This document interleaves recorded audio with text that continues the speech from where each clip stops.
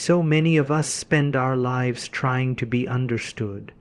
We explain ourselves over and over, our choices, our boundaries, our emotions, as if we owe the world a justification for our existence. But here's the truth.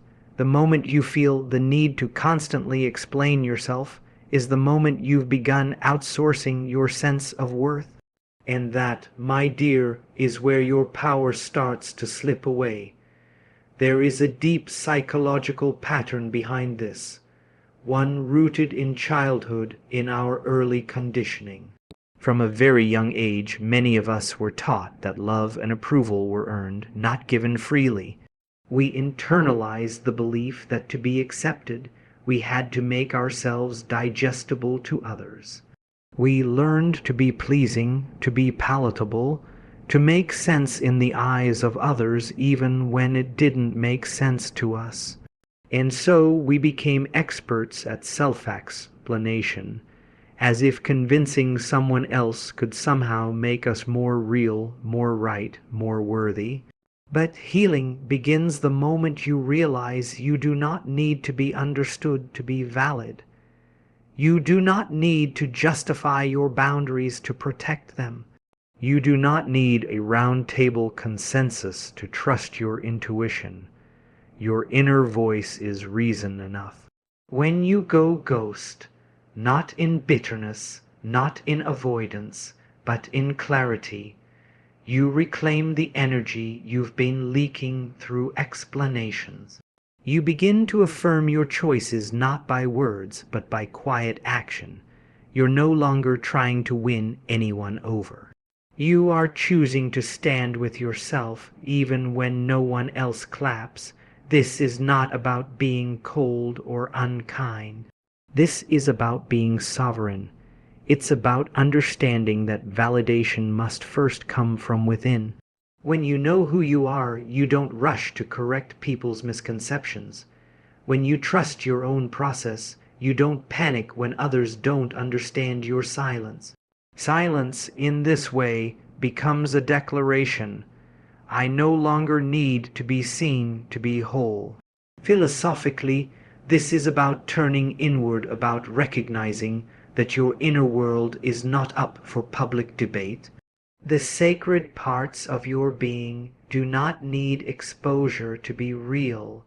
In fact, the more you explain, the more you dilute the potency of your inner truth.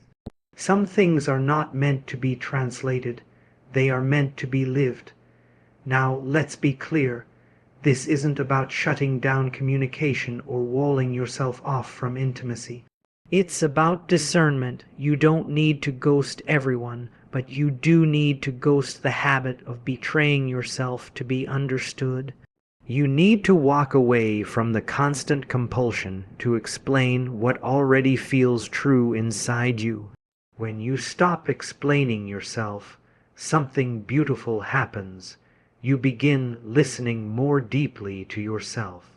Your energy is no longer scattered trying to be everywhere at once, pleasing everyone in sight. It becomes focused, potent, intentional. You become magnetic, not because you chased understanding, but because you became the embodiment of your own truth. So the next time you feel the need to explain yourself, pause.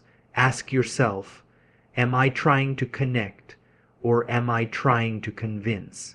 One comes from love, the other from fear. Choose the love of self every time and remember this. You are not here to be understood. You are here to be yourself, fully, freely, and without apology. When we talk about energy, most people think of it as something physical, your ability to get through a long day, your stamina, your vitality. But energy is also emotional, it's spiritual, and one of the most powerful ways you can protect that energy is by setting boundaries and honoring them. Now, the phrase "go ghost" can sound harsh if you don't understand its deeper purpose, but it's not about disappearing to punish others. It's about retreating inward to honor yourself. Energetic boundaries are not walls that block love. They are filters that protect peace. And protecting your peace is one of the most radical acts of self-love you can commit to. Think of yourself as a garden.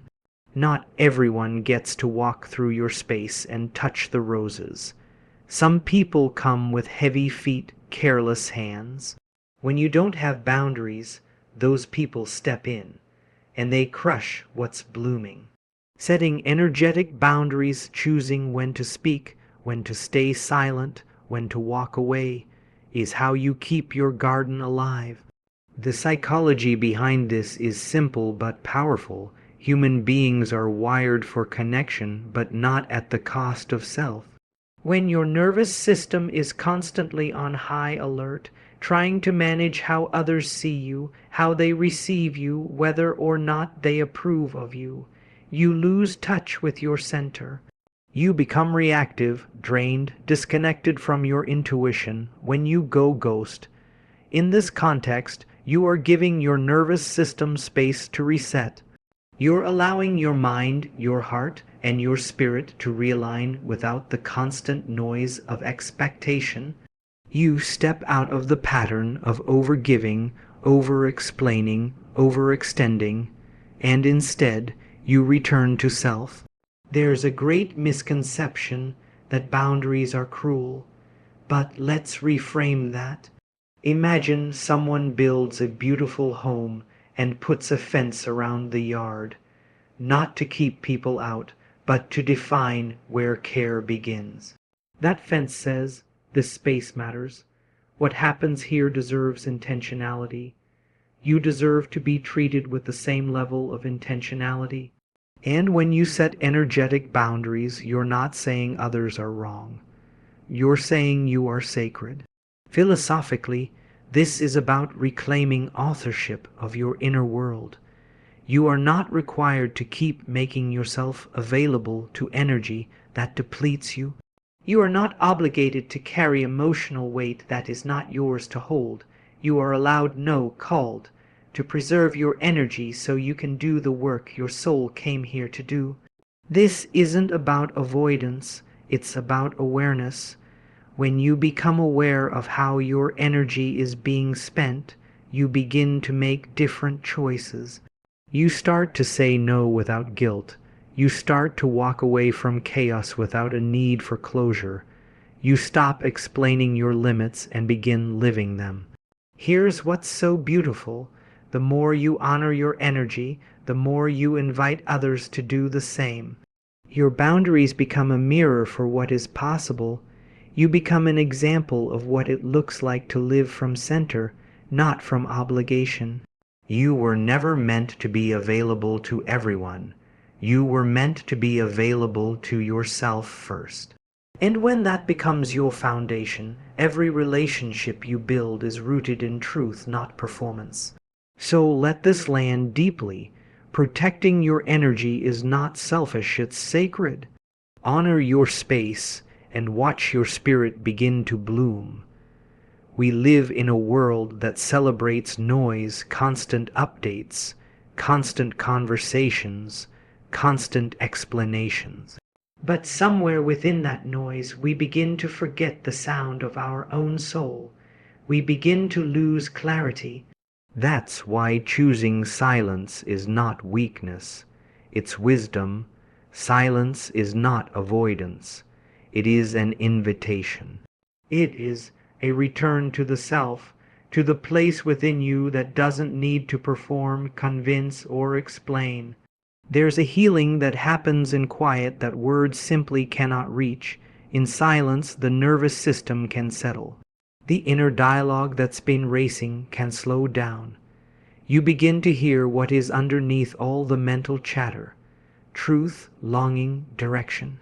And most importantly, you begin to remember what you actually feel, beyond all the projections and expectations placed on you by others. Psychologically, silence is not a passive state, it is highly active. It's the space where integration happens. Just like the body heals during sleep, the mind and heart heal in stillness. When you stop explaining yourself to others, you create sacred space to process what's happening inside of you. You begin to notice patterns, emotions, stories you've been repeating, and you finally have the clarity to shift them. Too often, we interrupt our own healing by rushing to be understood. But the need to be understood can be a subtle form of self-abandonment.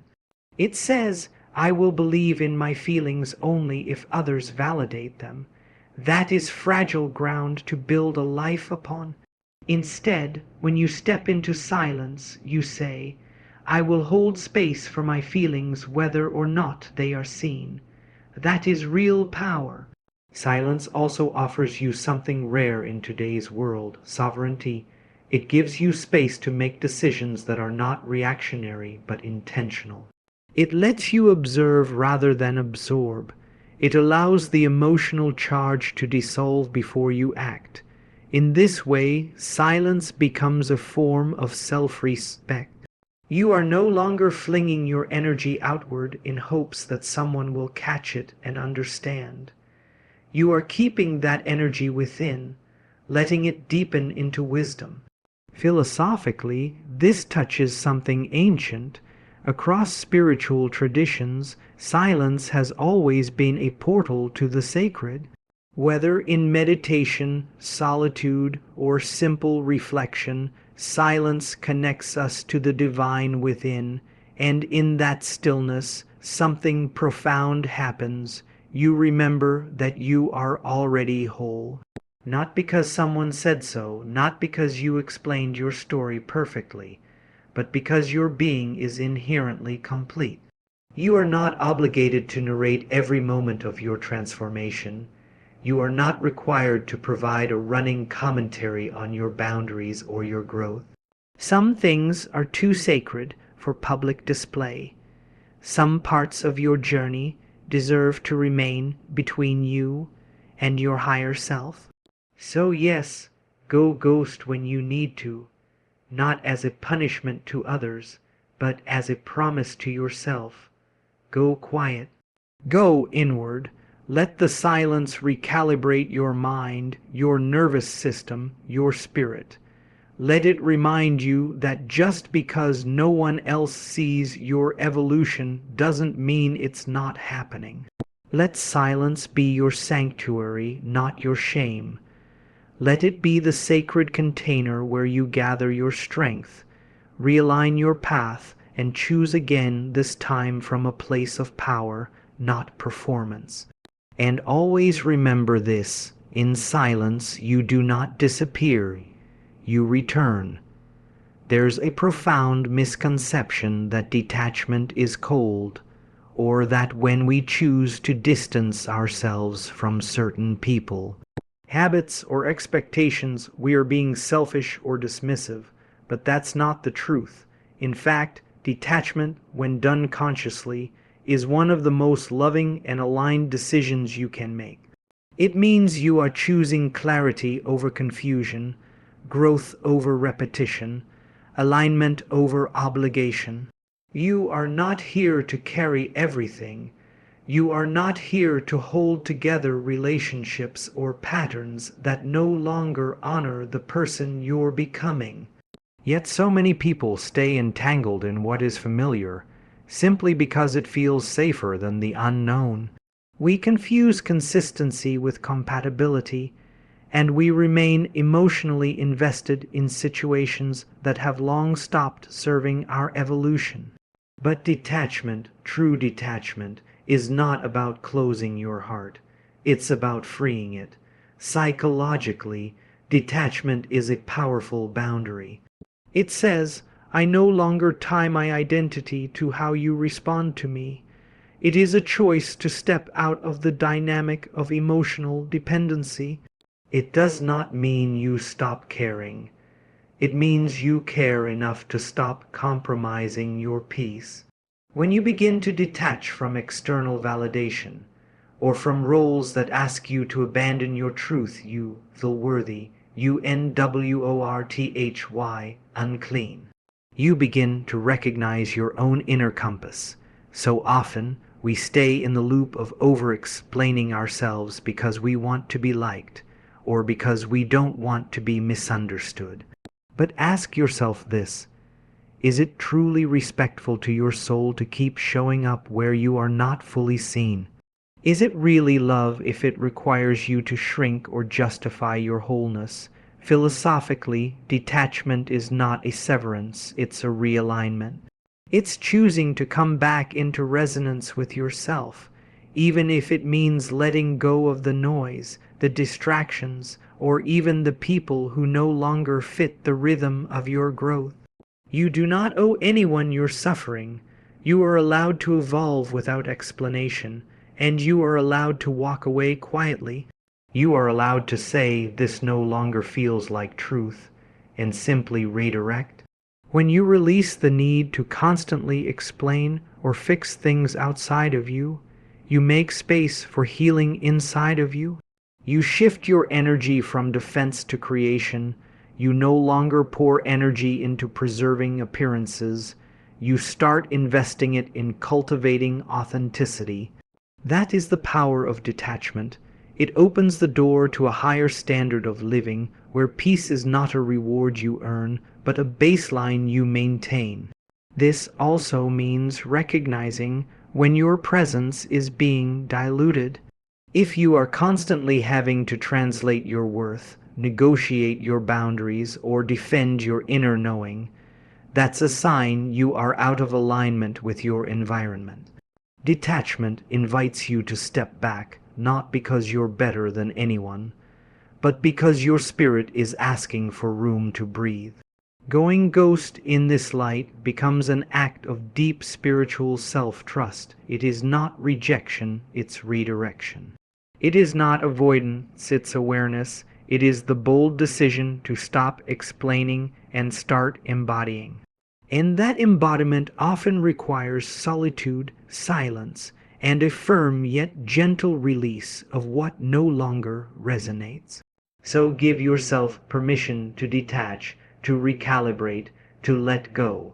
Not from resentment, but from reverence for yourself, for your path, and for the life that is waiting on the other side of your release. Let this settle in your heart. Detachment is not the end of connection. It is the beginning of alignment. There is a subtle but powerful shift that happens when you stop explaining yourself. You begin to live more fully in your truth.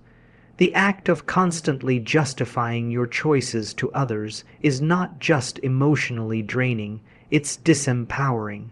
It reinforces the idea that your value must be externally approved before it can be internally affirmed. And that is simply not true. We've been taught that to be good, to be kind, to be understood, we must explain ourselves. We must soften our truth, offer background, provide context, sometimes to people who have already made up their minds about who we are. And in doing so, we start to chip away at our own self-trust. We begin to question the clarity we once had, just because someone else didn't receive it the way we hoped they would. But let me offer you something different. What if the most powerful statement you could ever make is your quiet, consistent alignment? What if your peace is explanation enough? Psychologically, the compulsion to explain stems from the fear of disconnection. We fear rejection, misunderstanding, and isolation. And so to protect ourselves, we overcommunicate, hoping that if we explain well enough, we won't be judged. But here's what's even more damaging than being judged: living a life edited by the fear of being judged. You don't need to explain why you need rest. You don't need to justify why you left a relationship that no longer nourished you. You don't need to defend the changes you're making to someone who's not walking in your shoes. Every time you pause to justify your evolution, you interrupt it. You slow down your growth to make it comfortable for someone else to witness.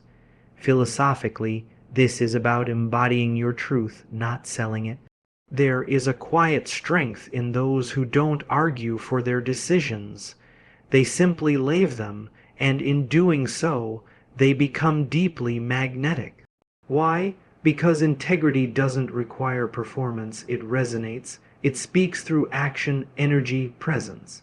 When you stop explaining, you stop inviting others into a conversation they were never equipped to have with you. You stop handing over your power to be debated, and instead you place that power back into your own hands, where it belongs. There is also something sacred about privacy, not secrecy, but privacy. Holding your truth close allows it to mature. Not everything needs to be immediately shared or defended. Some decisions are still tender, still becoming. Let them grow in silence. Let them find their roots before the world gets a say. Now, this doesn't mean you become rigid or unapproachable. It means you become discerning. You choose where and with whom to share your vulnerability, your transitions, your inner landscape. You don't broadcast your transformation. You live it authentically, daily, unapologetically. And here's what's beautiful. When you stop explaining and start embodying, you begin to attract relationships that don't demand translation. You are no longer tolerating people who only love the version of you that makes sense to them. You are choosing to be loved, or even to walk alone in your wholeness. So the next time you feel the urge to explain, to defend, to convince, pause. Let your presence speak for you. Let your consistency do the explaining. Let your alignment become your answer, and hold this truth close. You do not need to be understood to be empowered. You only need to be true to yourself. The moment you stop explaining yourself is the moment you create space to start rebuilding yourself. That space is sacred, and it's often quiet, sometimes lonely, and almost always misunderstood by those who are still living to be understood. But this space, the space between the noise of justification and the serenity of self-trust, is where deep, lasting transformation begins. You see, the act of going ghost, of pulling back, of retreating inward, is not a final act. It's a first step. It's a reclamation of energy that has been leaking into too many places, conversations, and dynamics that do not feed your becoming. You stop explaining not just because you're tired of the noise, but because you're finally ready to hear yourself again. And what you begin to hear in that stillness is the truth that's been buried under expectations. You begin to meet yourself without filters, without the version of you curated for others' comfort or approval. This is the psychological rebirth. It doesn't happen in the spotlight. It doesn't need applause. It happens quietly, like a seed breaking open underground. This is where real change takes root, because instead of focusing on how others perceive you, you begin to focus on how you perceive yourself. You ask, what am I building? Who am I becoming? What kind of life feels honest and aligned to me? These are the questions that matter. These are the questions that shape a life of integrity. And perhaps for the first time, you begin to realize you've been constructing a self-image rather than cultivating a soul truth. But now you are ready to become the version of you that doesn't require translation, the version that doesn't bend for approval, the version that stands tall even when unseen. Philosophically, this is about shifting your orientation from external to internal, from proving to embodying. You stop living in reaction to others, and you begin living in relation to yourself. You replace performance with presence. You stop chasing permission and start claiming purpose. This is maturity, not in years, but in awareness. The rebuilding isn't about reinventing yourself to fit another mold. It's about shedding what was never truly you to begin with. The people pleasing, the need to explain your pain, the compulsion to defend your joy. All of it begins to fall away, not in bitterness, but in grace. You are not erasing the past, you are evolving from it. As you rebuild, your choices become quieter but more powerful. You are no longer trying to convince anyone that you're changing. You're simply changing. You are no longer looking for validation, you are becoming the one who validates your own truth. And in doing so, you begin to walk with a deeper kind of strength, not loud, not defensive, but grounded. And yes, it may confuse those who were used to the old version of you. It may disrupt old dynamics. But that's not your burden, that's their invitation. Your job is to stay committed to what is real for you. Because the self you are rebuilding, now the one that no longer over-explains, over-apologizes, or overcompensates, is the self that is finally free. Let others talk, let them wonder. You're not here to be understood by everyone. You're here to become whole. So remember this as you continue forward. When you stop explaining yourself, you begin expanding yourself. Choose the expansion.